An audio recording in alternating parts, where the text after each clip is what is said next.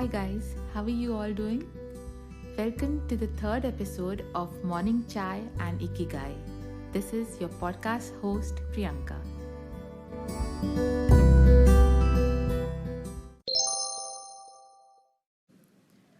A couple of weeks ago, the promotional trailer of the movie Shaguntaladevi was released.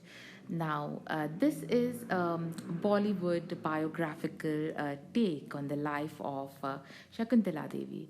And around the same time, I noticed it was turning up over and over again in my Twitter feed.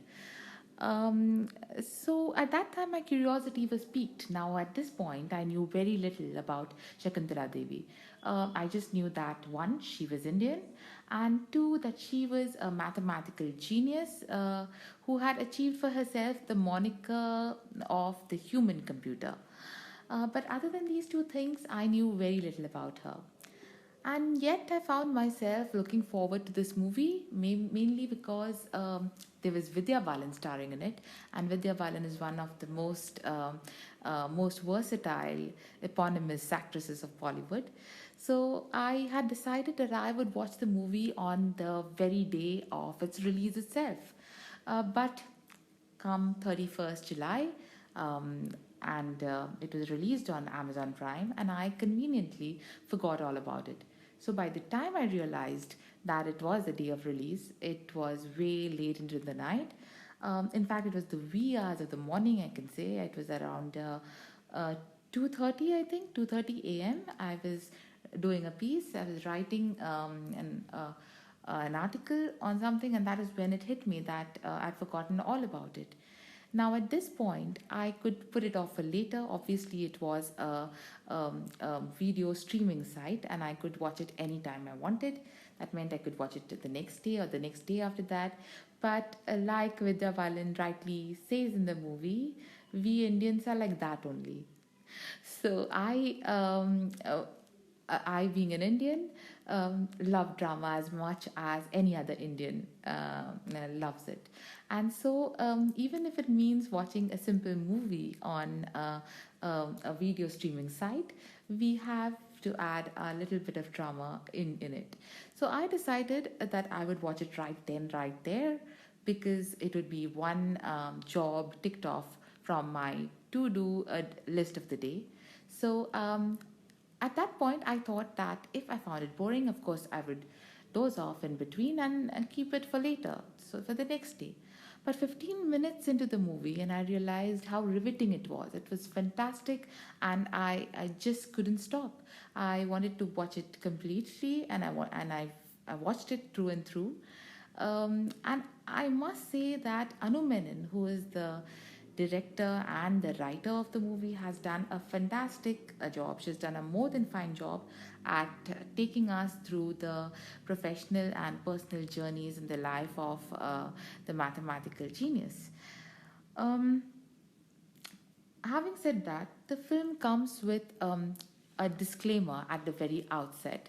Now, the disclaimer states that the movie is more as seen from the eyes of the daughter of Shakuntala Devi. Anupama Banerjee is her name. Now, I think this was a very smart move on the part of the filmmakers because it not just allowed them creative liberty for the film, but also it provided them some kind of leeway by prompting the audience to forgive discrepancies, if any existed, between the real and the real life version of Shakuntala Devi. Considering the emotional filter that it had already passed through. So, without divulging too much about the movie, let me come to the pertinent part. The part which made me prick up my ears and say, this is what I want to address in my next episode.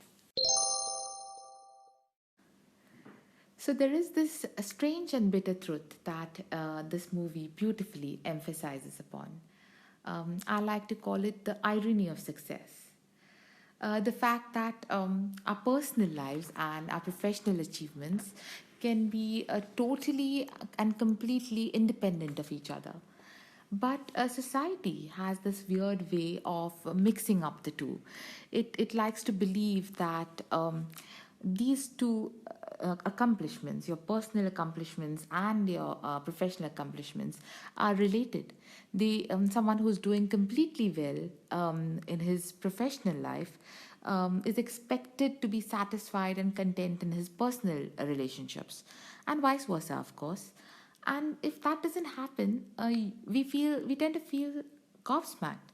We automatically assume that if someone has achieved success in one sphere of life, that he just cannot fail in other spheres. And that is where the problem lies, because this is far from the truth.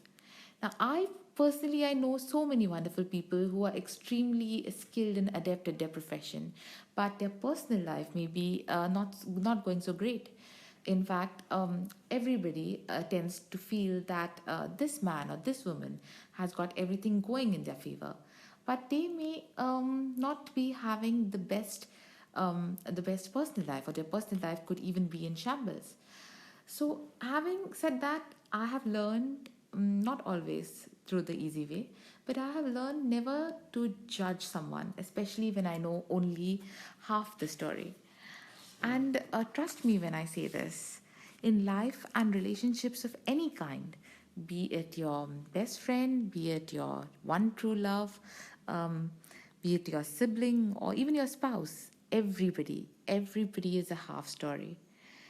And sooner or later, life will convince you that all these people you think you know so well, each of them is just a story which is partially revealed to you.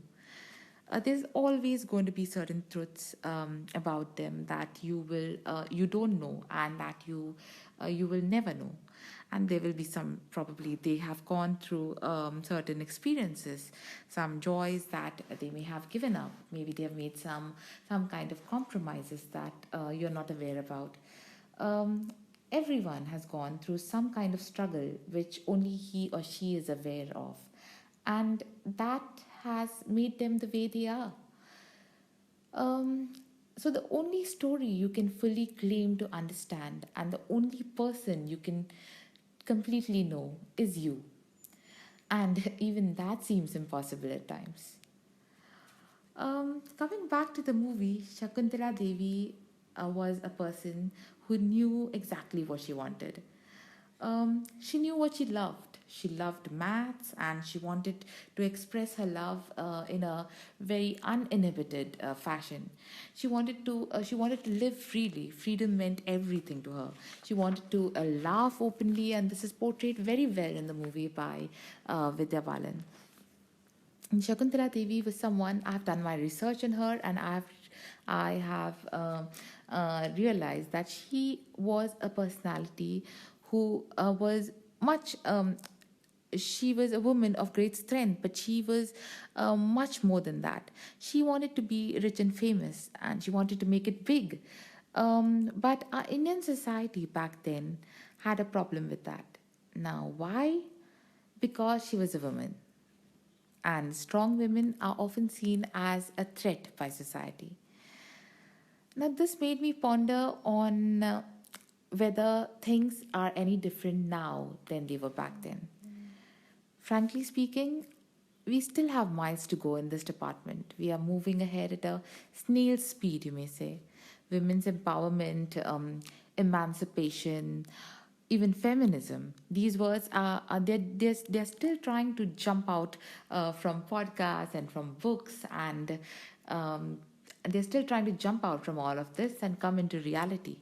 Now, and the truth, unfortunately, is that even in today's world, the fairer sex is still seen as the weaker sex. Only physically, of course. And no matter what the world has to say, I believe that when it comes to emotional and mental strength, we women are way ahead of the curve. Um, of course, we are sensitive, and sometimes our sensitivity may come across as vulnerability.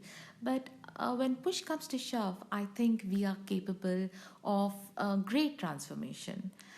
And it's a weird combination, actually, this strange combination of courage and vulnerability that we women are blessed with.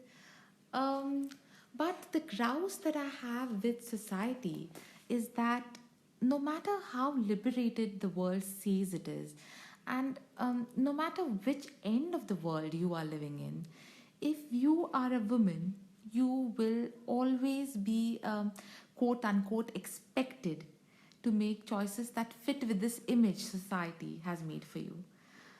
This image of the ideal woman.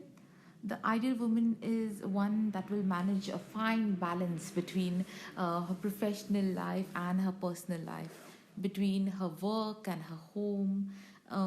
She ought to be she ought to be responsible towards her children. She ought to be supportive towards her husband. In fact, in India, it's a little worse. We have shows like The Perfect Bride, and we have coined monikers like the ideal wife that are used freely by people. The rest of the world things are a little more subtle, but doesn't mean they don't exist. The situation is pretty much the same for women the world over. Um, However, if a woman asks or demands a perfect groom or an ideal husband, then the world will laugh, because then she's just being funny. Because there is nothing called perfect then in that case. So these are double standards, and meanwhile, nobody sees how stressed the poor woman is, walking on a tight rope all the time, trying to be the goddess that you expect her to be. So because that's just the natural thing to do, right? That's just natural for women. Women are supposed to be goddesses. Um, yeah, it's the hypocrisy, the double standards. It just gets to you sometimes. But mind you, it just gets to the women. Actually, a fine example now would be to cite a short incident that happened with Indra Nui.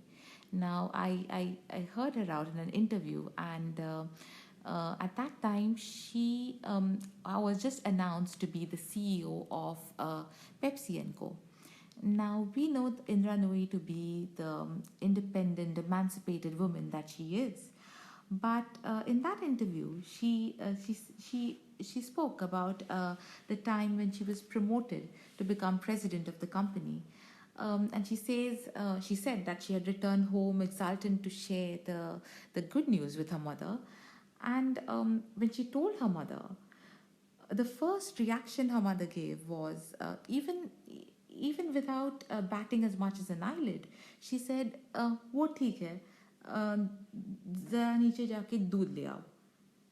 So she just brushed off the whole promotion thing, and she told Indra to go downstairs and fetch milk because milk was running short in the house.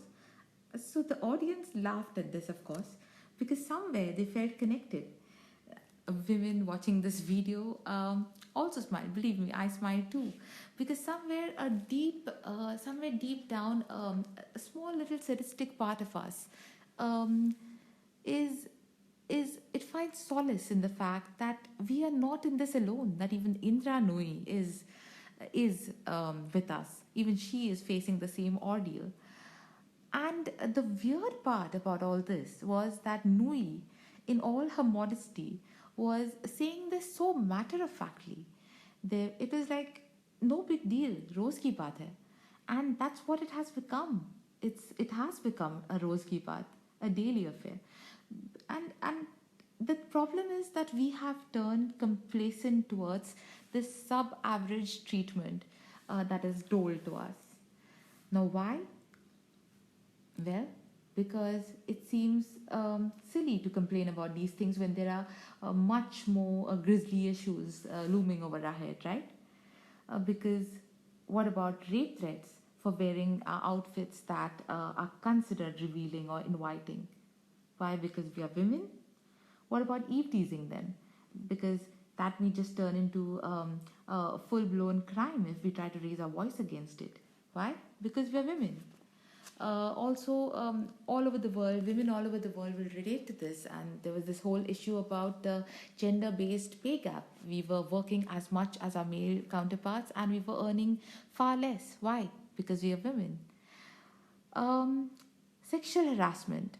Now, all of us will be knowing about the Me Too movement, where thousands of women got together to protest because clearly one voice wasn't enough. Why? Because we're women.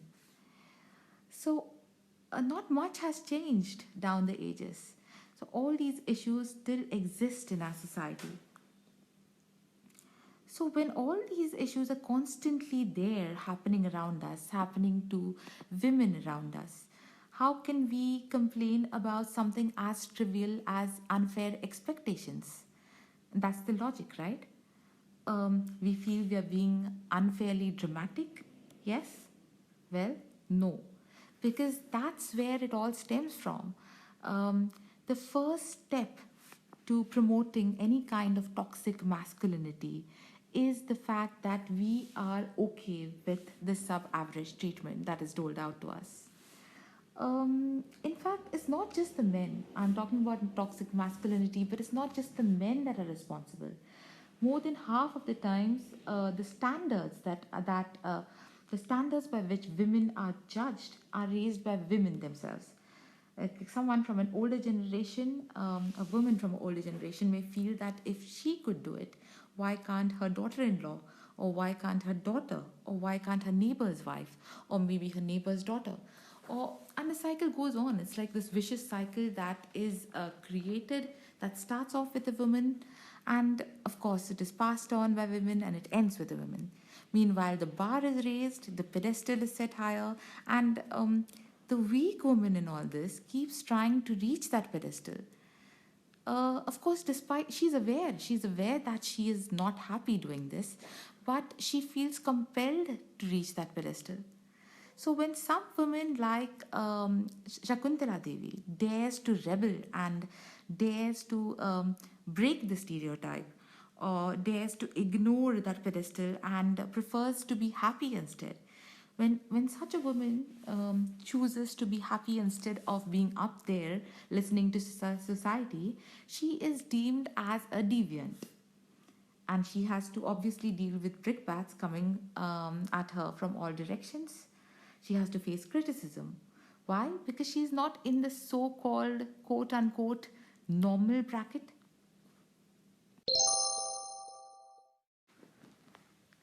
But what is normal really? In my opinion, there is nothing called normal.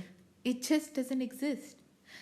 Like Whoopi Goldberg rightly said, and I quote, normal is just a cycle on a washing machine.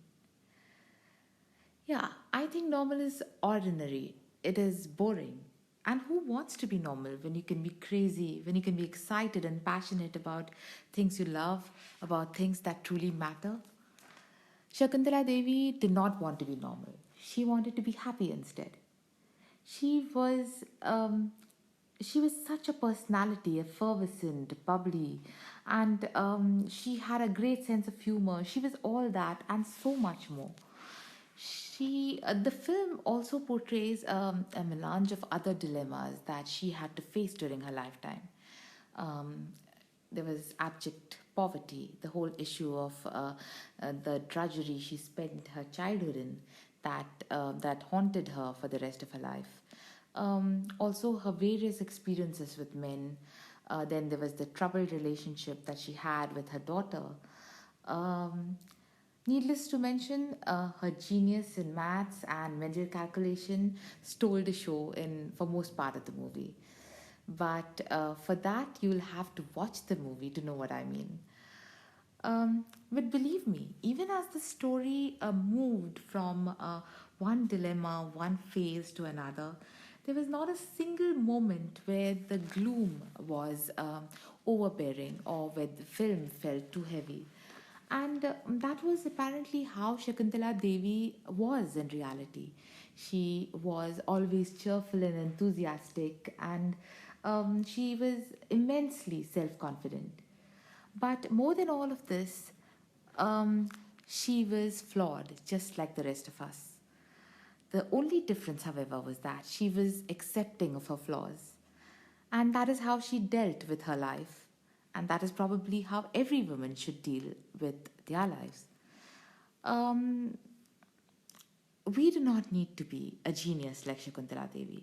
We only need to stop obsessing over this normal bracket that we try to fit in all the time.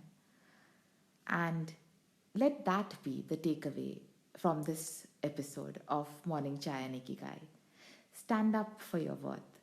Remember the words of Maya Angelou.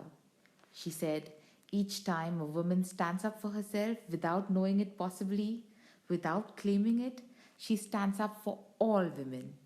So believe in your dreams and do not allow the world to stop you from dreaming. Do what truly makes you happy. And while you're at it, stay true to the sisterhood code. Because every successful man may have a woman behind him. But behind every successful woman is a tribe of other successful women who constantly have her back. So help her fix that crown instead of criticizing her for wearing it crooked. She may just be needing your support. If you see her falling, reach out to her, give her a hand, help her stand up, help her dust herself and go about her own way. We owe it to each other on account of our similarities and sometimes on account of our differences. On that note, we reach the end of today's episode of Morning Chai and Ikigai. Don't forget to tune in on Thursday for another episode. Until then, this is your host Priyanka signing out. Bye-bye.